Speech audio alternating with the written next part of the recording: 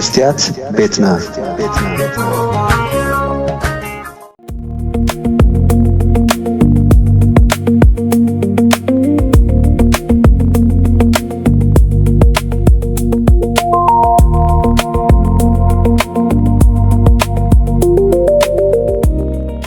ቅድሚ ሕጂ ፖላንዳውያን ካብ ሃገሮም ወፂኦም ናብ ምዕራብ ወገን ክኸዱን ከለዉ ከም ናይ ተስፋ ድሕነትን ዝሓሸ መጻእን ምልክት እዮም ዝርእይዎ ነይሮም።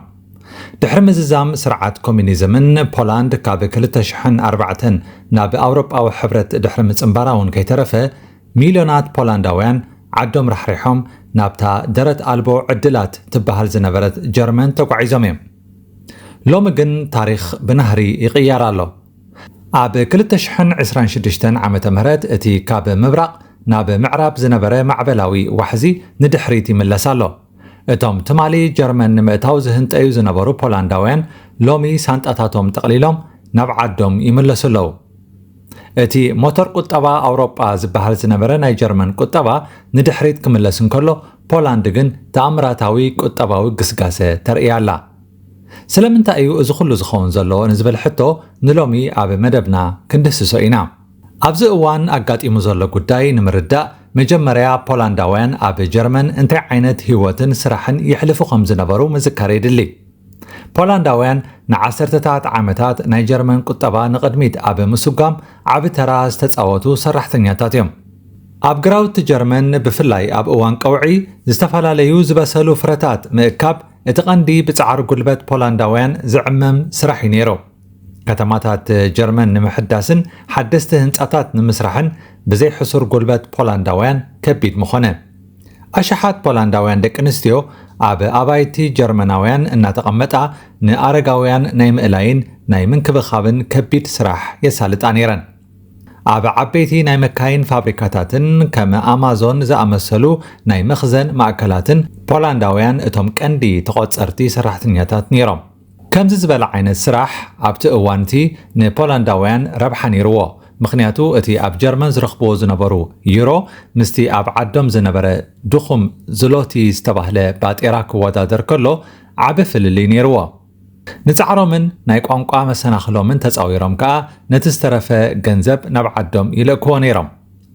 እዛ ናይ ሎሚ ጀርመን እታ ትማሊ ዝነበረት ናይ ፀጋታት ገነት ኣይኮነትን። ጀርመን ኣብዚ እዋን ሓያል ቁጠባዊ ብድሆታት የጋጥም ኣሎ። ከም ቀዳማይ ምኽንያት ዝጥቀስ ናይ ፀዓት ቅልውላው እዩ። ጀርመን ቁጠባኣ ንምዕባይ ብሕሱር ናይ ሩስያ ጋዝያ ክትጥቀም ፀኒሓ። ኩናት ዩክሬን ድሕሪ ምውልዑ ግን እዚ ዕድል እዚ ተዓፅዩ። ናይ መብራህትን ጋዝን ዋጋ ምስ ወሰኸ ከዓ ዓበይቲ ፋብሪካታት ጀርመን መኽሰባትን ክጎድል ጀሚሩ። በዚ ከዓ ገሊአን ስራሕ የቋርፃ፣ ገለውን ሰራሕተኛታት ይቐንሳ ኣለዋ። ካልኣይ ናይ መነባብሮ ክብርን ዘይፅወር ልዑል ግብርን እዩ። ኣብ ጀርመን ዝውሃብ ደሞዝ ብሰንኪ ዝለዓለ ሕጊ ግብሪ ብፍላይ እቶም ነፍሶም ክኢሎም ዝንቀሳቐሱ ፍርቂ ደሞዞም ንቐረፅ መንግስቲ የረክቡ። ካብኡ ዝተረፈ ድማ ናይ ኣባይቲ ክራይ፣ ናይ ጥዕና መድሕን ናይ ምግቢ ዋጋን ስለ ዘሎ ሓደ ሰራሕተኛ ኣብ መወዳእታ ወርሒ ዝዕቅቦ ገንዘብ የለን።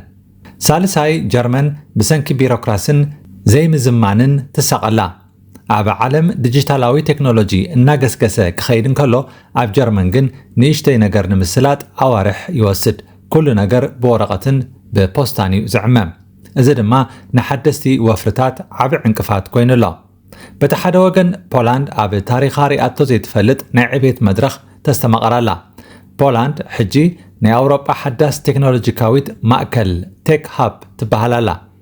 ንኸተማታት ፖላንድ ከም ዋርሶን ክራኮውን እንተተዓዚብና እቲ ዝርአ ምስሊ ዘገርም እዩ። ዋርሶ ሎሚ ብናይ ሰማይ ጠቀስ ህንፃታት ትልለ፣ ንለንደንን ፍራንክፈርትን እትወዳደር ዘመናዊት ከተማ ኮይናላ። እቶም ፅርግያታታ ጽሩያት እዮም። ህዝባዊ መጓዓዝያታት ባቡራትን ሜትሮታትን ፍጹም ዲጂታላይዝድ ዝኾኑን ዘመናውያንን እዮም። ዓለም ለኸ ኩባንያታት ከም ማይክሮሶፍት፣ ጎግልን ኢንቴልን ኣብ ጀርመን ዘይኮነስ ኣብ ፖላንድ ናይ ቢልዮናት ዶላራት ወፍሪ ይገብራ ኣለዋ። ምክንያቱ ፖላንድ ዘመናዊ ዓቕሚ ዝሓዘ ብሉፅ ናይ ኢንተርነት መሰረተ ልምዓት ዘለዎ ንግዳዊ ስራሕ ንምጅማር ቀሊል ሕግታት ዘለዎ ሃገር ስለ ዝኾነት እዩ። ኣብ ፖላንድ ዘሎ ናይ ሽቕለት ኣልቦነት መጠን ኣብ ሙሉእ ኣውሮጳ ካብቶም ዝተሓቱ እናኾነ ይኸይድ ኣሎ። ስራሕ ንምርካብ ዘይኮነ ፀገም ኩባንያታት ሰራሕተኛታት ንምርካቤን ዝወዳደራ ዘለዋ እዚ ድማ ደሞዝ ብናህሪ ከም ዝውስኽ ገይርዎ ኣሎ ነዚ ኩነታት እዚ ብንጹር ንምርዳእ ኣብ መንጎ ክልቲአን ሃገራት ዘሎ ናይ መነባብሮ ፍልልይ ክንሪኦ ንኽእል ኢና ቁጠባዊ ኣንፈት ጀርመን ዝደኸመን ንድሕሪት ዝምለስን ክኸውን እንከሎ ኣብ ፖላንድ ግን ብናህሪ ዝዓብን ተስፋ ዘለዎን እዩ ኣብ ጀርመን ናይ ስራሕ ዕድል ይጸብብ ፋብሪካታት እውን ይዕጸዋ ኣብ ፖላንድ በኣንጻሩ ሓደስቲ ናይ ቴክኖሎጂ ኩባንያታት ይኽፈታ ኣብ ጀርመን ናይ መነባብሮ ዋጋ ኣዝዩ ክቡር እዩ ኣብ ፖላንድ ክራይ ገዛን መግብን ማእከላይ ኮይኑ ተመጣጣኒ መነባብሮ ስለ ዘሎ ምቹእ ይኸውን ኣብ ጀርመን ዲጂታላይዜሽን ድሑር ብወረቐትን ቢሮክራስን ዝተዓብለለ ኮይኑ ኣብ ፖላንድ ኣዝዩ ዘመናዊ ኩሉ ብሞባይል ኣፕሊኬሽን ይስራሕ ኣብ ጀርመን ኣብ ዓበይቲ ከተማታት ገበን ይውስኽ ኣሎ ኣብ ፖላንድ ግን መጠን ገበን ኣዝዩ ትሑት እዩ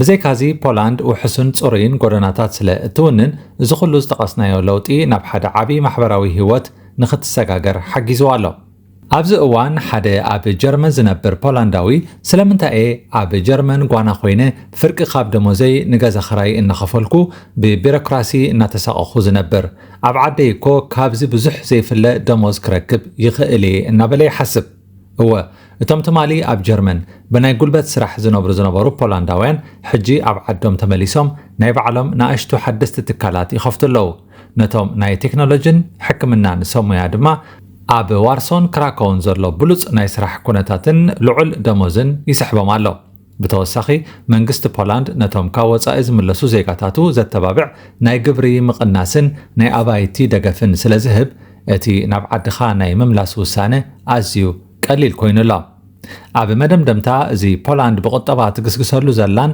ጀርመን ንድሕሪት ትምለሰሉ ዘላን ኩነታት ናይ ግዝያዊ ለውጢ ጉዳይ ጥራሕ ኣይኮነን እዚ ኣብ ኣውሮጳ ዝረአ ዘሎ ናይ ሓይሊ ሚዛን ምስግጋር ወይ shift of power እዩ እቲ ጻዕረኛ ህዝቢ ፖላንድ ነቲ ንዓመታት ኣብ ስደት ዘጥረዮ ፍልጠትን ገንዘብን ሒዙ ሎሚ ሃገሩ ናብ ሓንቲ ካብተን ዝሃብተማን ዘመናውያንን ሃገራት ኣውሮጳ ንምቕያር ይሰርሕ ኣሎ ጀርመን ካብዚ ናይ ፖላንድ ናህሪ እንተዘይተማሂራ እታ ትማሊ ሰራሕተኛታት ተለቃሓ ዝነበረት ጎረቤታ ንመጻኢ መራሒት ቁጠባ ኮይና ክትቅድማ ምዃና ዘጠራጥር ኣይኮነን ሓንቲ ካብ ጀርመን ናብ ፖላንድ ትምለስ ዝነበረት ፖላንዳዊት ስለምንታይ ናብ ዓዳ ክትምለስ ከም ዝወሰነት ብጋዜጠኛታት ተሓቲታ ክትምለስ እንከላ ጀርመን እቲ ዝበጻሕናዮ ይኣኽለና እዩ ካብዚ ንላዕሊ ምግስጋስ ኣየድልየናን እዩ ዝበሉ ክመስሉ ኣብ ዘለውዎ እዮም ደው ኢሎም ዘለዉ ፖላንድ ግን ንቕድሚት ገጻ ትግስግሳላ ካልእ ኣብ ፖላንድ ጉዳያትካ ንኸተሳልጥ ብዙሕ ፀዓትን ግዜን